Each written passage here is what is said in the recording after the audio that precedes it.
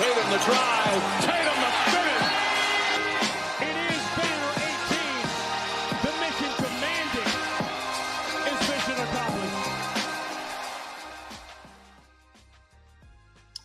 What's up, everyone? This is Noa Dalzell, and I'm here with another episode of You Got Boston, live from Las Vegas. This is my first podcast from Las Vegas. It has been a very busy week or so, so I'm going to be recapping a lot of kind of what I've observed on the ground here through the first 4 games of Summer League, and then also discuss a feature that I put out this morning about the Summer League head coach, Matt Reynolds, which you can check out on Celtics blog as well. And as always, I'm going to be taking in live questions in the chat, so feel free to put in any questions you might have about Summer League, about any of the players, about Ugo Gonzalez and his acclimation, about the other guys in the roster that are not necessarily going to be on the Celtics, but may be somewhere, maybe in Maine, maybe elsewhere. So we'll talk all of that. I got to Summer League on day 1, so this is Friday. I got here last Thursday, and I'm truly happy to talk about all these things. So feel free to put in questions, and I'm also going to discuss kind of my observations. I think the big question that everybody had going into Summer League is which of these guys is going to be a rotation player? And I think the 3 guys that everybody has in mind are the 3, top draft picks that Brad Stevens has selected over the past 3 seasons. Jordan Walsh in 2023, Baylor Scheierman in 2024, and Ugo Gonzalez in 2025. The latter 2 being first-round picks. Jordan Walsh selected 38th. None of them have really played a ton of NBA minutes. Obviously, Ugo has yet to make his NBA debut. And so these past 4 games has been an opportunity to see how 3 forwards who have slightly different skill sets, but also some overlapping skills, kind of stack up. And I think they had 3 different experiences here. And so we'll talk about all of that today. Before we get started, please do subscribe to the You Got Boston podcast on YouTube, Apple, and Spotify, wherever you get your podcasts. And I'll continue to have coverage here on the ground over the next couple of days. Subscribe to CLNS Media. We've been doing a post-game show after every game, regardless of the time, regardless of who's playing, we will be on. I was on with Gary Washburn and Sherrod Blakely yesterday after the Celtics beat the Lakers. That was a fun game. And you can also check out a lot of our other coverage, podcasts, pressers, all of that. So any off-season content. This has been a pretty busy off-season. I don't feel like I've honestly had much of an off-season. I spent last week at Jaylen Brown's youth camp at Bridge. So I'll talk a little bit more about that in a separate episode, so you can check that out.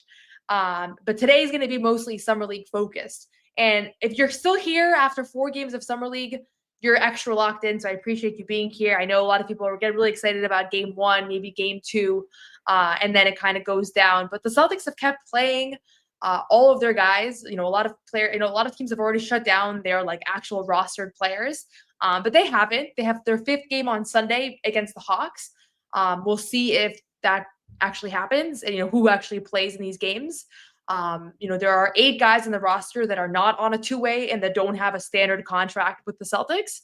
So those are the guys that usually get a little bit more of an opportunity in game 5. So, maybe we'll see guys like Kenny Lofton get more opportunities, Isaiah Wong, who's, had some ball handling responsibilities, but then also other guys that we haven't seen really at all, like Hayden Gray and, Zach Hicks, Ben Gregg, like those guys that are kind of at the bottom half of the roster who have still been here for the full experience. So that's probably what we'll get on Sunday. And yeah, I do apologize. I have been slacking on the getting at the podcast front. It's been a very, very busy week.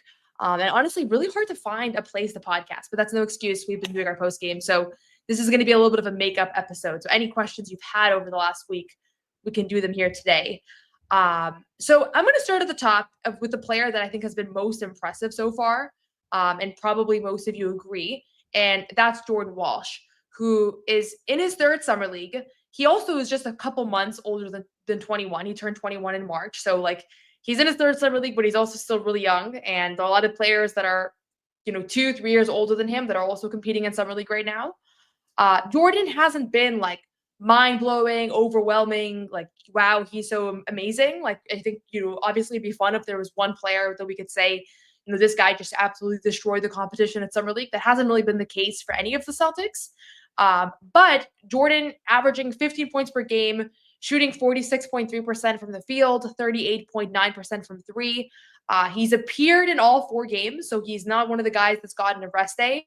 But I will say he did get ejected. For those of you that watched Game 3 versus the Miami Heat, he got ejected in the first half. That also was the Celtics' only loss. So they have been better when he's been on the floor. I think defensively he's been better. Just seeing him play within himself. Everybody remembers last year Summer League. He really, really struggled. That story has kind of been beaten to the ground, so I won't relive the whole thing, but he talked about how he really wanted to be like the Tatum or the Brown of Summer League, and he just wasn't that. And in turn, he had like a really, really difficult, offensive stretch there for the first 4 games. Jordan looks a lot better now. He's a year older. I think he has the experience of like, this is what happens when you force the issue at Summer League. And he has found a way to like hit his threes, play good defense, be aggressive. He talks a lot of trash, which is something that I honestly didn't realize about him quite to this extent. But at Summer League, we get to sit like right next to the bench and right next to the court, and that has really stood out for me. But of the 3 young, prospects the Celtics have at the wing position, he's the guy that's had the best Summer League so far. And that doesn't mean that he is without a doubt going to be the guy that carves out real NBA rotation minutes, because we already know you can have an awesome Summer League and be terrible, or vice versa. Sam Hauser in his second year couldn't hit a shot, and we all know he went on to be a great NBA shooter. Players like Trae Young, Al Horford, even Wemby didn't have a good Summer League. So it's, on one hand, I'm here, and obviously I think it matters, but at the same time, you put an asterisk on all of this stuff, good and bad. But for Jordan, this has been a good 4 games. I don't know if he's going to have any more games left in this run here. The Celtics are 3-1, but they did not make the playoffs because you have to be undefeated to make the playoffs. And even if you undefeated teams did not make it, actually. But generally speaking, I've really liked what we've seen out of him. And it's just, it hasn't been, he hasn't been like, again, like I said, like spectacular, but I think this is what you want to see. The question is, how is that going to translate to Maine? So thank you for the super chat, the Happy Hour Network. I actually didn't even realize that I had super chats on for this podcast, so thank you. 3-and-D modern. I see a role for Walsh. 3-and-D modern Tony Allen plus 3 ball, 16 plus to 22 minutes. Love the length. That I think is the vision. With some of these guys, you draft them because you hope that one day can all come together and they can be a borderline all-star. Jordan, I don't think that necessarily is the role, but sometimes it's actually easier to play in the NBA because the spacing's better. You have more talent around you. The game's a little bit more slowed down, a little bit more controlled. So I don't necessarily think that Summer League has been like the best fit for any of these guys. Like there's a challenge that's posed with playing in this environment. But in a best case scenario, I do think he becomes a 3-and-D player. He's shooting well right now, as I said, 38% from 3. He shot well in the G League. In the NBA, he has not shot well, but it's also been such a small sample that it's just really hard to draw anything from that. But again, he's going to have to hit them in the NBA for it to really matter, right? So we'll see. But yeah, he does talk a lot of trash. That was the biggest thing that I noticed. Just sitting courtside, it's a huge part of his personality. He told us after the game that he talks trash to Jaylen Brown at practice oftentimes. J.D. Davison is a big guy he talks trash to. But he's a fun-loving guy. I think he is, having a really good time being here, which some guys you can tell, like they're kind of like, oh, I'm a third-year player. I wish I wasn't playing in Summer League. And that translates to their persona on the floor. That hasn't been the case with Jordan. Like Jordan, I think he has no issue at all with playing Summer League. He's having a good time. He's playing hard.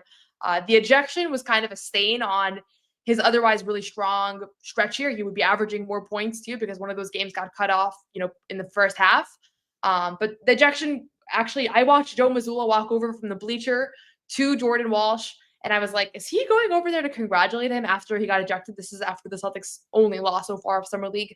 And so I asked Jordan about it post-game, and he was like, yeah, Joe loved it. He texted me that he was hype. And he said, I don't know what to make of that. You guys make of that what you will. He said, I don't know if Brad loved it. I apologize to Brad. I told Brad that I'm more professional than that. So, that's kind of a Joe Mazzulla thing. Jordan came on the Garden Report a couple weeks ago. You can watch that full interview if you're curious. But he said on the Garden Report that Joe's always trying to fight him, actually. So it was kind of in character that Joe liked the ejection. I'm sure some people that doesn't sit well, some people it does. But yeah, so curious to hear what you guys think about Jordan. Feel free if you have any Jordan-specific questions, put them in the chat. I know some people are going to feel like he's really improved. Other people feel like, hey, if he's playing in the third, someone here said this, if he's playing in year 3, it's hard to imagine him contributing to an NBA team.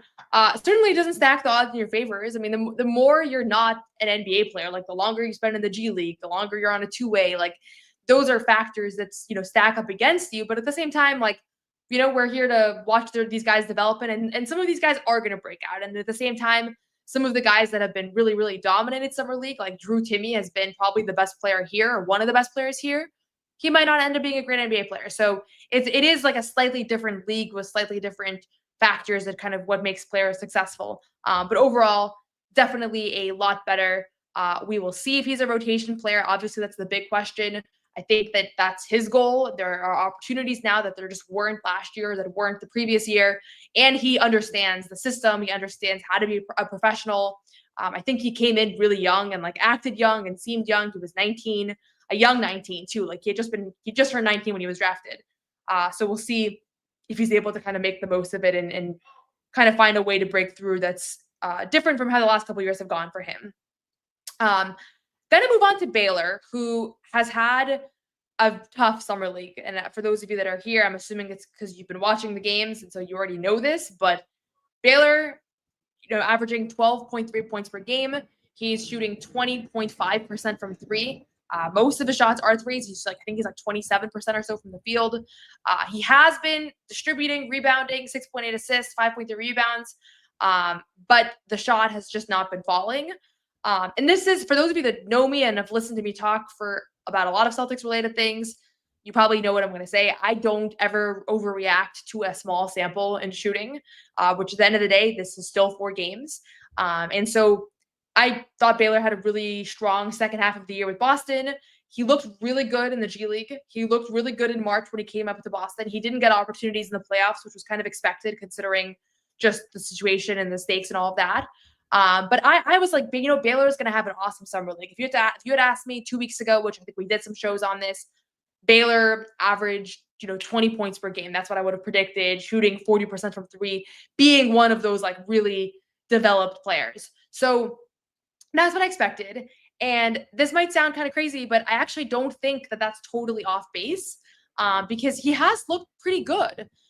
He just hasn't hit his shots. And at the end of the day, there's only so much you can do in the NBA if your shots aren't falling and you're supposed to be a shot maker. And that's certainly one of the roles that he has on this team. He was drafted because he could shoot, among other things. He knows that. It's why he's here. He was talking about the fact that he has been making shots his whole life. That's why he got to the place that he is. And so he's not going to now freak out because he missed 4 shots. So that's what he said. I actually posted the clip on Twitter, so you can find it on my Twitter if you really want to watch it. But basically, he is not concerned over a couple game stretch because at the end of the day, these guys are like, I was drafted. I had a great college career. I hit shots in the NBA, like because I shoot threes, right? It's not like somebody they've been trying to learn how to shoot and like they're not breaking through. Like he already feels like he's in that position that he feels like he's a proven shooter. I know a lot of people don't feel that way because you haven't seen it in a large sample. So I'm not overly concerned about it. Obviously, the shot has to fall. But I go back and I think about like Peyton Pritchard, at the beginning of the championship season. I don't know if you guys remember this, but right after he signed that extension, which now is one of the best bargain contracts in the NBA, Baylor shot, Peyton Pritchard could not hit a shot. And like he was still on the floor because Joe Mazzulla was like, you do other things, but he could not hit a shot. He really couldn't. And so at the end of the day, like he got out of that, and last year he was one of the most efficient guard shot makers in the NBA. Is that what Baylor is going to be? I don't think he's a pure shooter the way that Peyton is, the way that Sam is, but that's where he's working towards. So we'll see how we'll see how preseason goes. We'll see how the beginning of the year goes. Like I'm not walking away like, wow, he really showed us that he's ready for the next step. But at the same time, I'm just not going to overreact to it. And I think that the one thing that I don't know how much it translates to viewers at home versus on TV. And I'm not, I understand nobody wants to hear about intangibles and like, people want to see real production right now. It's Summer League and, these guys matter. And next year they're going to have an opportunity. But I watch a ton of basketball, right? Like I watch basketball games all day, every day, this entire week. And most of the year, it's my job. Usually when a guy is struggling, they are not hitting their shots. Usually when a guy's not hitting their shots, the struggles start to stretch to everything else. Their body language is bad. Their defense slides. On the bench, you see them getting frustrated. It's human nature. It's okay. And everybody kind of does it. Like Sam Hauser, when he misses some shots, you can see he's putting his head down. He's like exasperated. I think Baylor made a point going into Summer League that he was going to play really, really hard and dive on the floor and throw, set up his teammates and be engaged and all those things, regardless of whether or not the shots are falling. And there have been few times in my life that I've seen a player sustain like their focus and intensity and attitude and all these things as well as he has throughout this past week, despite being in such a bad shooting slump. So that's a point for him. Some people might say like, hey, that's stupid. I don't really care about his, how his attitude has been. I want him to make shots. And I get that. But from where I sit, like that's the stuff I'm looking for because I'm at these games so I can see the things that are not just on the box score. And that is like, has been really, really standing out to me, just kind of how he has managed to stay like in it and not let the misses kind of pile up and affect his other impact. And I still think that he's been pretty impactful for this team, despite the fact that clearly he's just not putting up points the way that you expected him to. And I think there was only really one game where he was even, I think, found any rhythm offensively. That was the game that they lost against Miami. But we'll see. Maybe he gets a fifth game here. I would imagine Jordan and Baylor probably both are done for Summer League. We'll see that for sure. Celtics play on Sunday at 3 p.m. Pacific, so 6 p.m. Eastern time against the Hawks. Tomorrow they have practice, and we'll get a better sense tomorrow practice of who's playing and all of that. Just a quick message before we continue from our friends over at PrizePicks. PrizePicks is the best place to turn your sports knowledge into cash. With millions of members, PrizePicks has made daily fantasy sports accessible to all. You just pick more or less on at least 2 players for a shot to win up to 2,000 times your cash. Run your game all season long on PrizePicks. PrizePicks is the best way to get action on sports in more than 30 states, including California, Texas, and Georgia. PrizePicks is the best place to win cash while watching sports. Join millions of users and sign up today. On PrizePicks, you can mix and match player projections from different sports, combine your favorite basketball players with players from baseball, hockey, esports, and much more. PrizePicks invented the flex play, which means you can still cash out if your lineup isn't perfect. You can double your money even if one of your picks doesn't hit. Make your picks in less than 60 seconds and turn your sports takes into real money all season long on PrizePicks.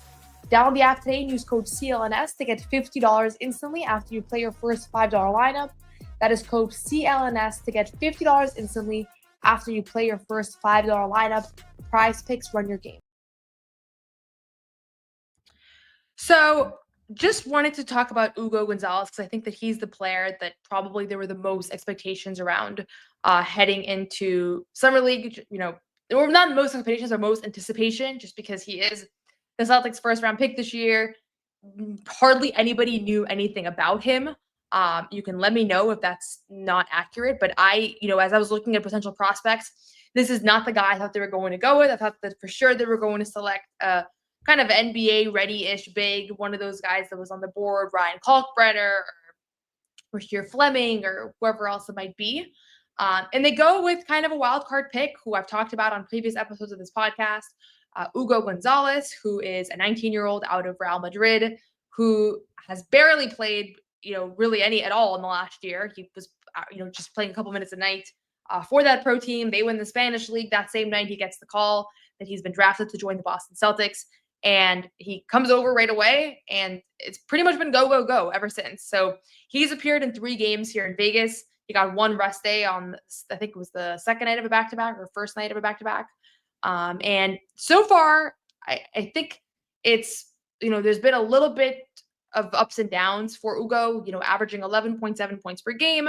He's actually shot pretty well from 3, 37.5%. You'll take that, especially because he's not supposed to be a great 3-point shooter at this point. Like, that's not necessarily what his thing is. But certainly has been turning the ball over a little bit higher than you would like, which has kind of been the theme for a lot of these kind of like raw playmakers who are on the younger side, who have upside. Like, this is not exclusive to Ugo. So 3.7 turnovers a game.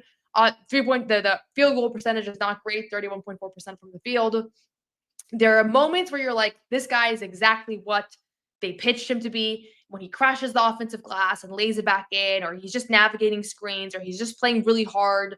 Like, there are these moments where you're like, okay, I kind of see the vision.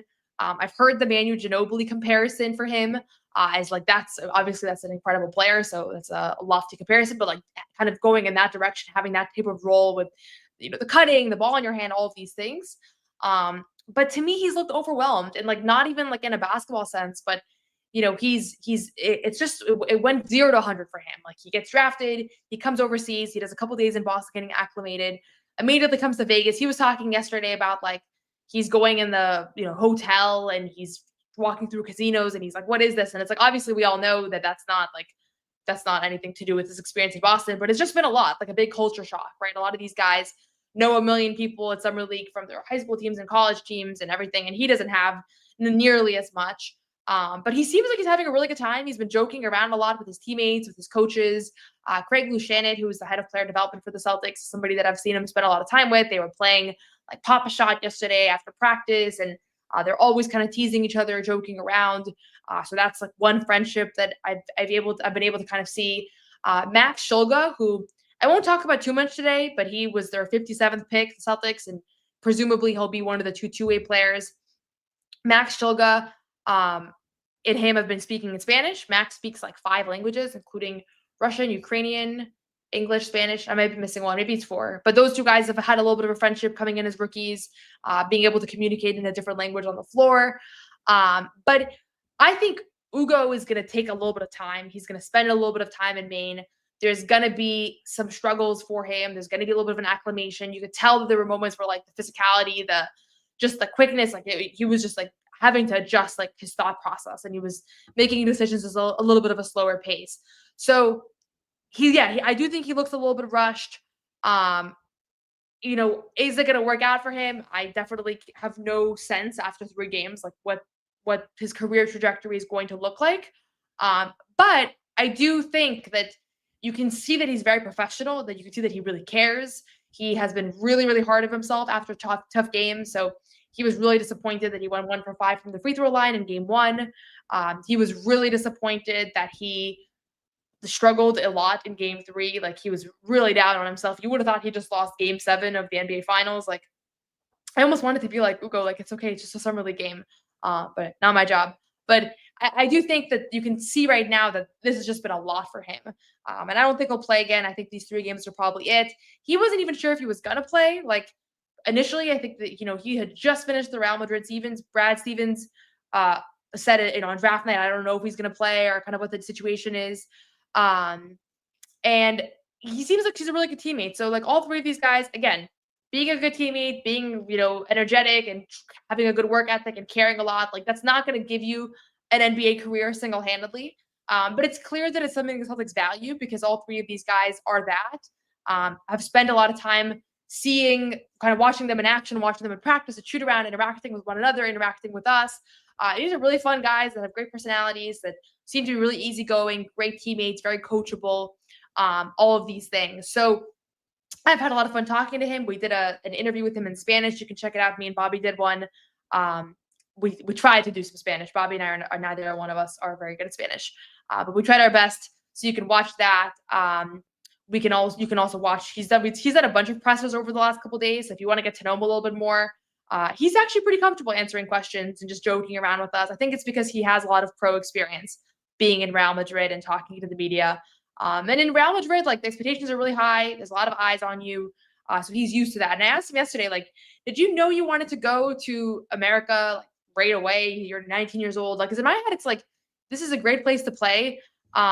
This is the kind of thing where he's been dreaming. He's from Madrid. He's been dreaming of playing for Real Madrid his whole life. Like, why not give it a few years? But he said he was always going to go when he felt ready. But at the end of the day, like, he just signed a guaranteed contract, and obviously has opportunities to make it over here, and was a first-round draft pick. And I talked to a lot of people here at Summer League. A lot of people think this guy's going to be really, really good. Like, not that like the word on the street at Summer League always is the biggest indicator of things, but it's very obvious to me that this guy, nobody was like, why would they pick him at 28? Everybody was kind of thinking he almost slid a little bit longer than teams expected. So we'll see. I actually don't see Manu at all either. I said Manu because that's one of the players that he's referenced as being kind of somebody that he looks up to. I asked a bunch of guys who are your like NBA, not comparisons, but like if you're watching film, you're getting in the film room, who are you studying? Like, who are you modeling your game off of? And sometimes guys don't like answering that question because it makes them like, they don't really want that comparison out there because they're probably never going to be that player. But I'll just run quickly, like the ones that people gave me. Miles Norris, who has had a pretty pretty nice summer league here, had some good moments. He said he's been studying Michael Porter Jr. Offensively, Robert Covington as well on the defensive end, being like a defensive playmaker. Amari Williams said Nikola Jokic. So you can watch, and again, all these pressers are on CLNS Media, so you can watch kind of more extensively in their own words. But Nikola Jokic, he was a point guard growing up. He loved Derrick Rose, and he, when he got taller, now he's been studying Jokic, Sabonis, kind of these playmaking European bigs, and he's from the UK, so I don't know if there's any connection there. And then Max Shulga had an interesting comparison that I've seen people online say, but he's been studying. Who did he say? Oh, Dante DiVincenzo, which obviously Dante DiVincenzo, a little bit more athletic, can jump a little higher, a little stronger. But hey, if you're picking one of these guys that's in the NBA that's had a good career, like they're probably gonna have things that you don't have right now, so you have to figure out how to get there. So I'll keep asking. I'm always curious to see what they say. It's not like they can be that guy, or they're going to be that exact player. Like there are no two players in the NBA that are the same ultimately. But when they're watching film, like I'm always curious, who are you watching? Because you're probably not watching Jason Tatum, Jaylen Brown film, right? So we'll see. And Shulga, I haven't seen a ton from yet. I think that he has been pretty quiet on both ends. He is really stone-faced. Like you can tell he's super locked in. He's probably one of the best ball handlers on this team. And then Amari Williams, I think he's really struggled through the games that he's played. It looks to me like this, and this has not been confirmed, so I don't want to like start anything, but he kept getting like stretched and worked out, and I think he might be dealing with some like knee pain or something. I don't know if there's anything to be concerned about, but that seems like in my vantage point, like that could be slowing him down. But he's also looked a little bit hesitant around the basket, both rebounding and finishing. So the passing, it's beautiful. Like we all know about the passing now. Obviously, he's going to need to do a whole lot more than just pass. But both of those guys were late second round picks for a reason. Both of those guys are going to be two ways at first. They're going to start in Maine, and we'll see what the process is to kind of get them acclimated to Boston. And maybe eventually one of those guys becomes an impact player in the Celtics. Maybe they don't, but it's a two-way contract. It's not a big deal anyways. I will just say that Drew Peterson, who I know some of you guys remember, I mean, actually probably anybody that's watching a Friday night Summer League recap podcast knows Drew Peterson, but Drew Peterson was the Celtics two-way player for the last year and a half. He was basically going to be not get a two-way contract because if you remember, the 32nd pick became 2 second-round picks, the 46th and the 57th, which means now you have 2 second-round picks that need two ways.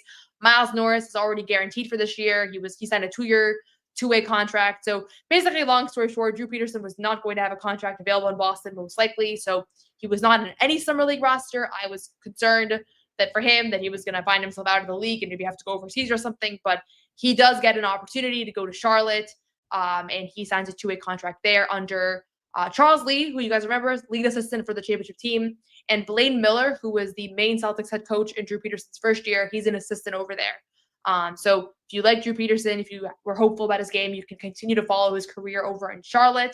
If you want to hear more from Drew, we had him on the show a couple weeks ago on CLNS Media, so check that out. I mean, he's not on the team anymore, but he's a nice guy. He was one of my first interviews that I did when I was covering the Celtics is when he signed a two-way contract. I DM'd him on Twitter, and he was down to talk. So that was before I knew how to get interviews. So nice guy. I think he showed some good flashes, but never really shown through in Boston. And ultimately, like if you're with the Celtics for 1-2 years, like you're eventually not going to, you're not going to be a two-way for 3 years very often. JD Davison, what he's done, where he's been a two-way player for one organization for 3 seasons, that is so unusual. And talking to people around the league, nobody really knows what they're going to do with JD. He's on a non-guaranteed contract next year, was not on the Summer League team. That would have been his 4th Summer League, so it's a little excessive. But he might go elsewhere. I don't think he's been working out at the Auerbach Center. At least I hadn't heard that he has been. So if you look at he's been working out elsewhere, like maybe there's other opportunities that could open up for him, but I'm not sure. I don't have a strong sense right now, one way or another, whether he's going to be on the roster next year and if he's a part of their future guard rotation and plans and things. So that's just like my initial thoughts on some of the players. I did want to get into the thing that I found most interesting about the Summer League, and that is Matt Reynolds, the Celtics Summer League head coach. He is the Celtics' longest tenured assistant, if you count from like when he got hired, which was an internship in 2013. Matt has been one of my favorite assistants to talk to since I started covering the team. So I was really excited on a personal level when he was named Summer League head coach because Usually the way that it works with the Celtics is you can't interview coaches on the record unless they're the head coach, or the head coach of the main Celtics, or the head coach of the Summer League team. So there are 3 coaches in a given year that you can get on the record. And if they're not one of those guys, you're probably out of luck unless there's like a very specific reason why you need to get to talk to them. So I'm going to drop this story here. If you are a reader, you can check it out as I talk. You can also just check it out later. I had a lot of fun writing this. I interviewed Matt for about 20 minutes talking about his upbringing and how he landed here. The thing that's cool for you guys to know, for those of you that are not going to read the whole thing, first of all, I'll say I think a lot of fans feel a little bit disappointed with the Summer League so far because none of these guys has broken through as like, wow, Jordan's been on fire, Baylor's been on fire, Ugo, Amari. Like, I don't think there's one player that you could be like, wow, he has been insane. I will say, quick asterisk, that Charles Bassey has been probably one of the team's best players, and he's not on the roster anymore. He only played the first 3 games. And Charles Bassey, that's no surprise. I talked to some people, agents, scouts, that knew this was coming. So I knew this was coming before the team announced it. He basically was never going to play the whole thing. And I think that this was just more of a showcase for him. So that's why there was not a lot of like discussion around him coming into this team. Nobody even really knew he was going to play for this team. So I know everybody loved Charles Bassey. Does not look right now like his future is going to be in Boston unless something were to change. But he was never going to play all of Summer League. So nothing went wrong. But going back to Matt. So fans want to see the players go off. But at the end of the day, this team's had a lot of success. They've beaten teams that have had better players on paper. Like they opened up with a win over the Memphis Grizzlies, who had Jalen Wells, who was one of the best rookies last year, who had J.G. Jackson, guys that have gotten a lot of NBA opportunities. This is cool. Somebody here says, I went to high school with Matt, same grad class. What's crazy is he didn't play hoops in high school. So for him to make it out of all of that, out of all of us that hooped, big shout out to him. So that's kind of what my story is about. So check it out on Celtics blog.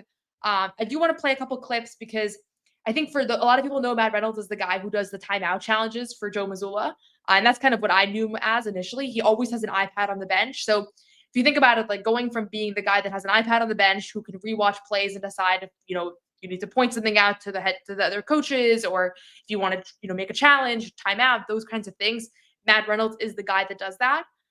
He's in a completely different position now. So he is standing on the sidelines and communicating with players directly. He's been yelling a lot. I asked him, like, did you know if you were going to be a yeller or not? Because it's like, you don't actually know what kind of head coach you're going to be. He's never been a head coach before.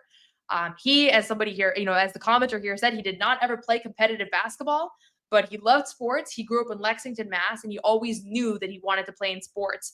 He wanted to work in sports. And I think a lot of people have that thought, and it's just really hard to make it in. And I asked him at the beginning of camp, like, just a little bit about his background. I knew he was a Celtics fan, but this is just him talking about how he kind of came into this. I know you're from Lexington and you grew up, I think, a Celtics fan. Could you share a little bit more about your upbringing and just like Joe kind of has that, having that local background and what it means to now be a head coach ultimately for this group? Yeah, no, it's very special. It's been special to work for this team, since I got here. And so I don't take a single day for granted.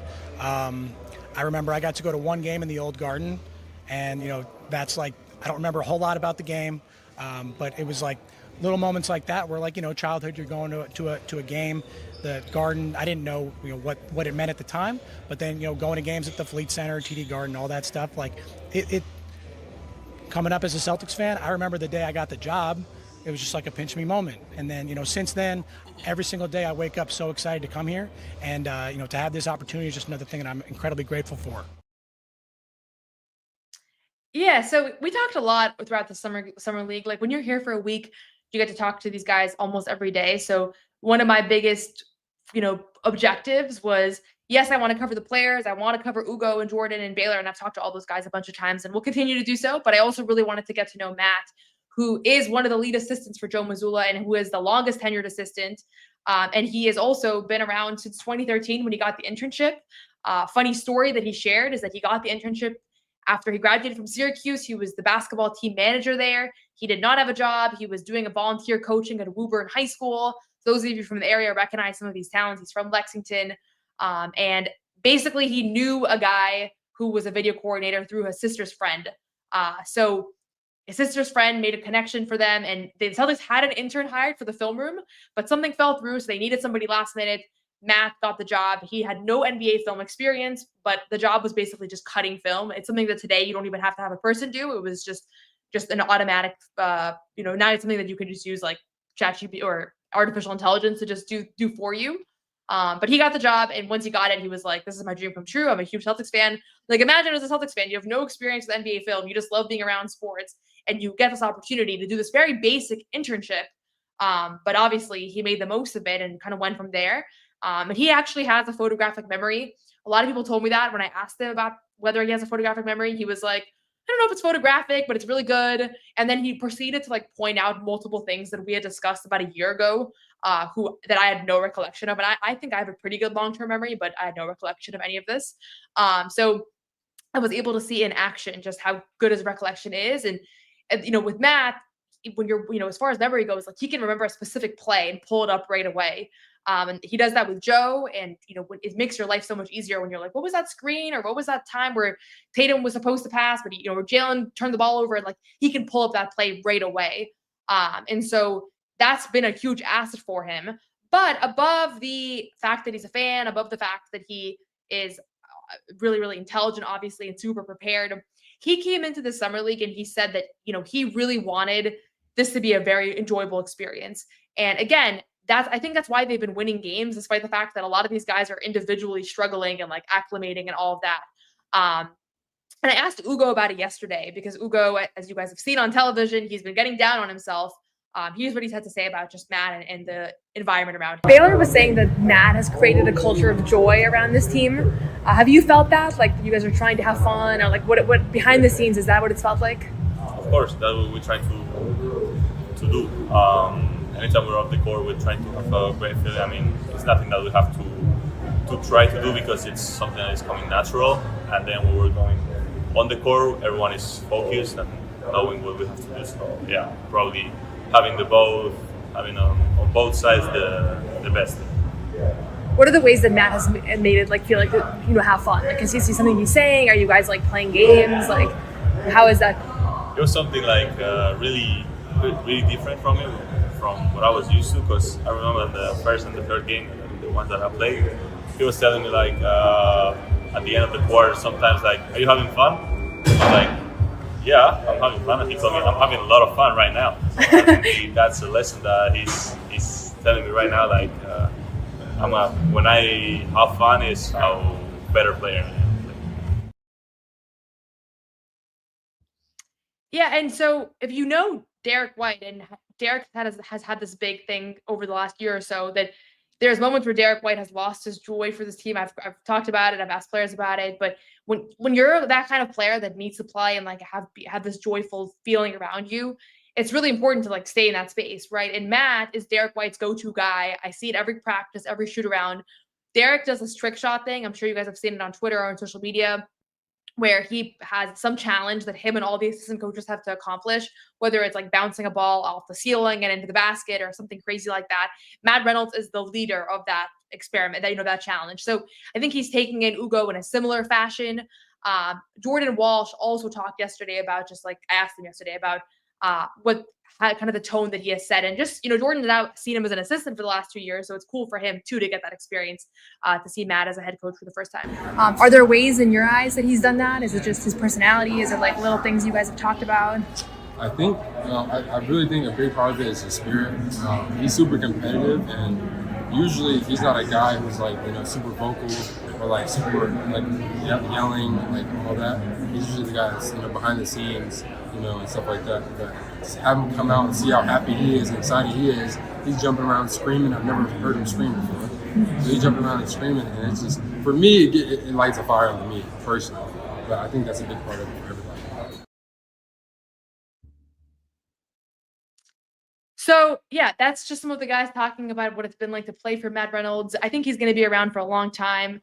Obviously, coaches shuffle in and out. You see coaches are always looking for their next opportunity. They want to move up in the world.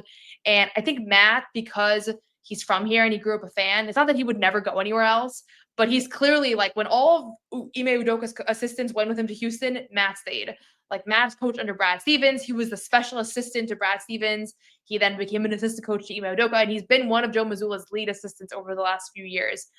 He also said that about a year and a half ago, he was told he was going to have this opportunity. So he knew going into last year's Summer League that he was going to be in this position, and he gave him a chance. And like, it really is yeah, it really has been a really, really nice environment. I think for a lot of these guys, as they're acclimating, draft picks, all of these things, like, it's hard. You have a lot of pressure on you. You want to be great, and there's an adjustment period. And most of these guys have been struggling, right? Like, outside of Jordan, I think like all of these guys have been struggling in one way or another. And so they've still found ways to win games. And, ultimately, yes, nobody really cares all that much about the Celtics Summer League record. But last night they beat a Lakers team that was pretty good, and Bronny James was pretty good and all that, because despite the fact that individually guys aren't necessarily hitting that many shots, they found a way to collectively play really hard, play really together. And I do think Matt Reynolds deserves a little bit of shine, a little bit of spotlight for that. And if you want to know more, you want to hear a little bit more about Matt Reynolds and his story, you can read the entire feature on Celtics blog.